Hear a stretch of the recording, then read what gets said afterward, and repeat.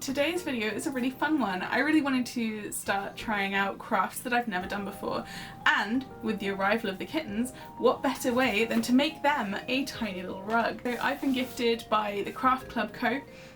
This Latch hook rug making kit. I'm actually really excited about it. As part of welcoming the kittens into our house, we are building them a little bit of a cat nook in the little space under the stairs in our house. So I spent yesterday evening designing it. So far we've got this kind of like, I've got a little enclosed litter tray. Now I don't go for enclosed litter trays, but I'm keeping this really open. The reason we're doing it is that they have a little bit more of a platform and a bit more places to climb on and explore and have a bit of fun. So then on top of that will be a small cat tree, just a little one because there's not a lot of space under the stairs, and then next to it will be a cat sofa, a nice big cat bed. We're getting 2 Maine Coons, so we know that they're going to get big, but I'm really excited about that, and if I can squeeze them in, my partner doesn't think we'll be able to, but I might try it anyway.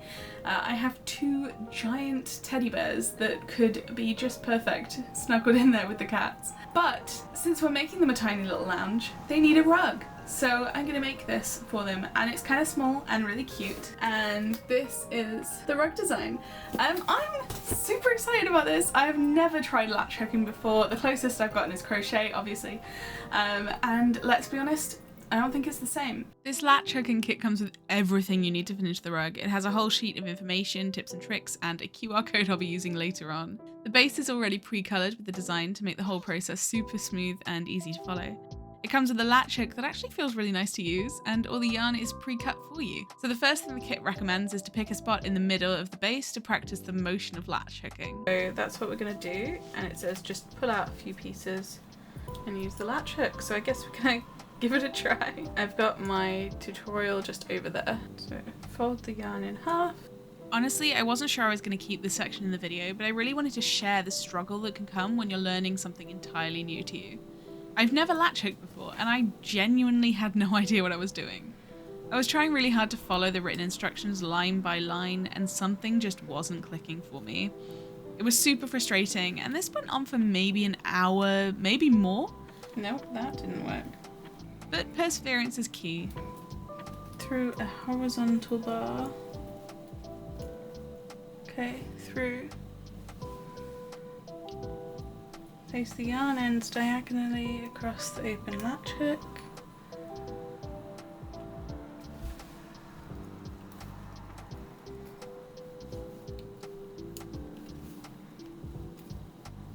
Nope. How many times have you ended up quitting just because you couldn't grasp the steps to start? Somehow I just couldn't quite understand that the latch needed to go under the bar as well, and I just kept getting caught in the mesh.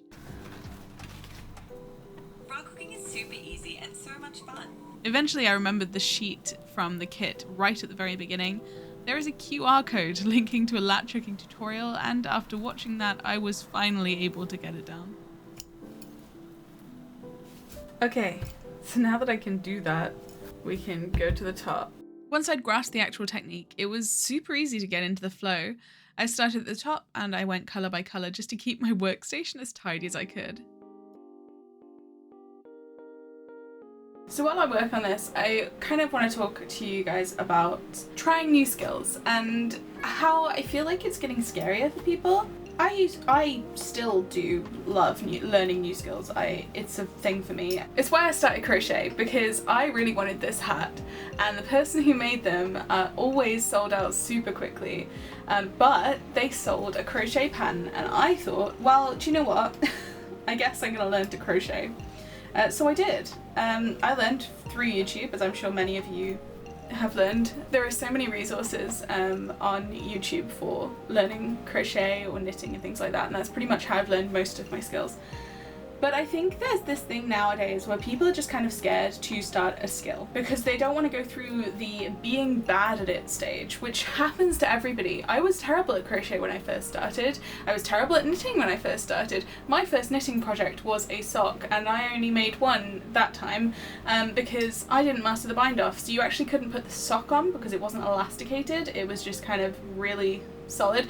I think I've still got it because it was my first project and I feel like I can't throw it out, but I don't know where it is. But that's the thing.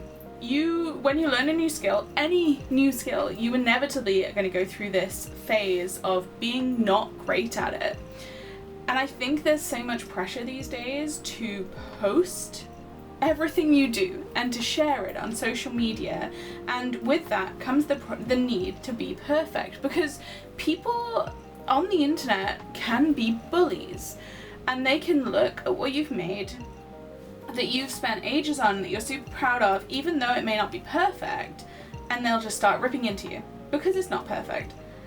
And there's no longer that acceptable stage of just not being good at something, or even being good at something but seeing it as a hobby and not something you want to sell. This is really fun. I'm really enjoying latch hooking. I can't see myself ever wanting to offer this as a service. It feels like something that's really relaxing for me to do personally. It's hard these days for people to be okay with the fact that it's not perfect right away. Like, think about it. If you learn a brand new skill that you've never done before and it comes out okay, not great, are you going to feel good about it? Are you going to feel proud of it? Or are you going to feel like, oh no, what was the point? I can't post this. The point is learning. The point is developing a skill. And I think that is something that as a society we're kind of losing. I don't think social media is inherently a bad thing, but I do think that it can be doing bad things to us as a society. And I think that that's something that's worth talking about. I really would love for you, and leave this in the comments if you want to, I would really love for some of you to just choose something that you've always wanted to try but you've been a little bit intimidated by. Something that could be affordable, like crochet. You can just get one skein of yarn and one crochet hook and just give it a go. See how it goes. It might be terrible, that's fine. You might find you hate it, also fine, at least now you know. You might find you love it, and I want you to go away and try it. That one thing, just try it once, no pressure. You never have to show anyone it. You never have to post it on social media. This is just one little thing for yourself that you're learning for you. And accept that you may not be immediately good at it.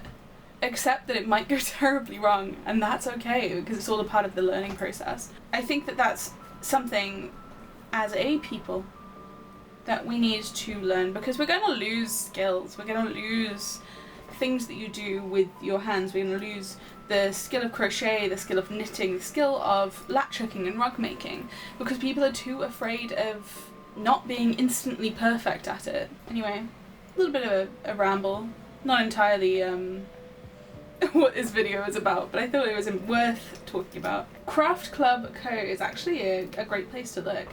I'm not being paid for this. I did get sent this for free, but I just genuinely love their stuff. I really love their moss kits, and I would really love to try one of those. So, you know, if you guys are watching, send me a moss kit and I will show people. Anyway, hopefully this will become a series. But yeah, I want to challenge you to try a skill that you've always wanted to try. Any suggestions of things you'd like to see me try, like crafts that you would like to see me give a go, leave a comment. So this is like one of these little tubes. So I'm going to move on to the pink.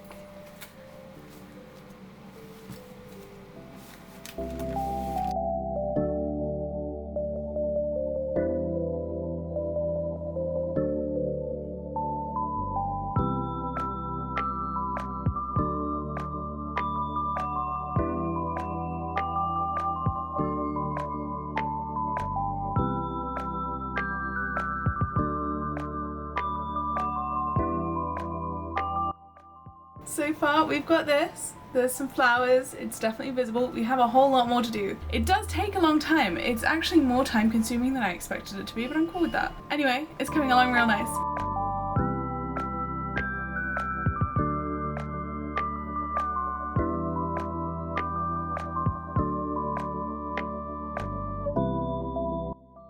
It is time to paint the cat nook. I'm currently actively painting the stairs, that's why they don't look so great right now. The hallway itself has been painted, you can't see a whole lot of that, and the kitchen is not done. ignore the kitchen. I'm gonna work on painting under here, which is going to become the cat nook. I'm using this beautiful leftover blue from Coat. It is the Establishment and it's a matte paint. It's leftover from our bedroom ceiling. We're planning on adding gold stars to the bedroom ceiling, so I figure I'll probably also add some gold stars in here. I think it'd be really cute. Let's get painting.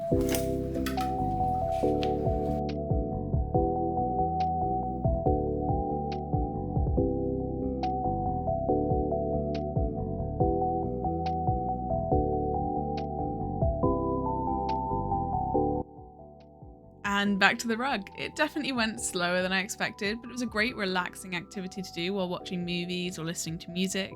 And once you're in the flow state, it's pretty easy to lose track of time.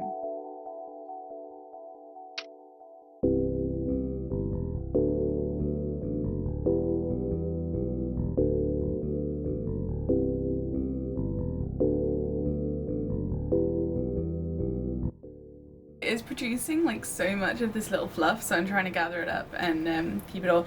It did say in the instructions that it would get like really fluffy, which is just natural because you're pulling on the little yarn fibers and they're just pulling out, so that is fine.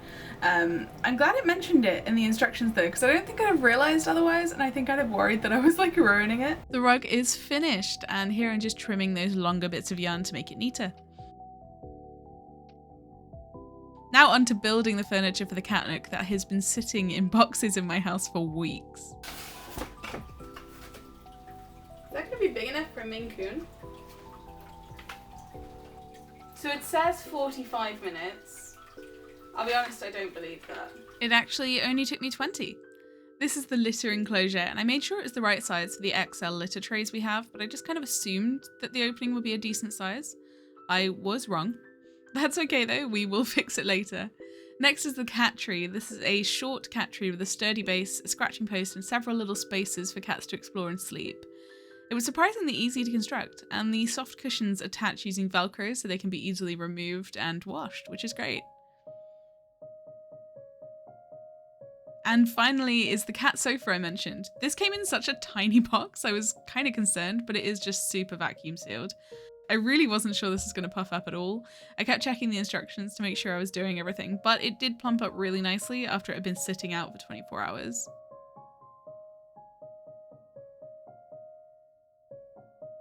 Now it's time to fix that litter enclosure because there is no way a Maine Coon is going to get in there easily.